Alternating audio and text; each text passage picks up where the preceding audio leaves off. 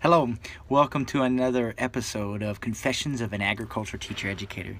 This is the Methods of Teaching series, and this is the 23rd episode that we titled Autonomy. Why autonomy?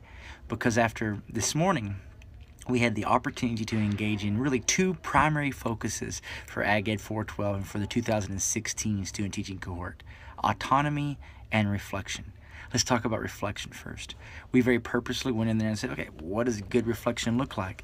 And it's different for a class like this because not only is it about me as an instructor facilitating reflection, but it's about preparing them to facilitate reflection with their own learners.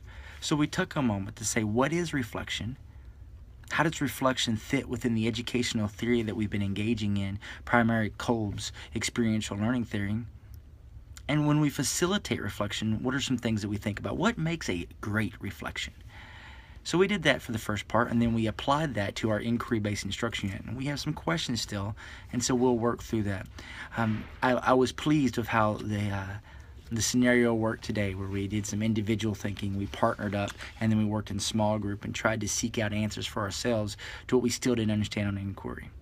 I'm now going to reach out to the NAA Agri-Science Ambassador Program and DuPont to see if they can help me perhaps connect with some individuals who would be able to answer two of the lingering questions that we still have. If you have any suggestions, don't be afraid to email me and let me know. But perhaps the most powerful thing was the second piece, and that's where we talked about autonomy. Now, autonomy is kind of having self-control of where you're going. Autonomy leads to intrinsic motivation. Autonomy helps us become self-directed learners. Self-directed learners who know that for our professional development, to always be on the cutting edge, to be the positive agents of change that we need in Teach Ag, it's not just about completing a class or graduating or checking off a workshop, that we have to seek out what we don't understand and how it can apply to our philosophical framework of helping students reach their best potential. So with that kind of mindset, we laid out that we only have like 125 hours of meaningful contact on methods and instructional training before they graduate from Penn State and carry that Penn State banner. So how do we want to use those hours? And so we took time to look at the one flex session that was purposely built into 412 and to look ahead to 313 and say, hey, this is what I think that we can do. This is what we've done in the past. What do you want to do? What do you need? How do you want to adapt this?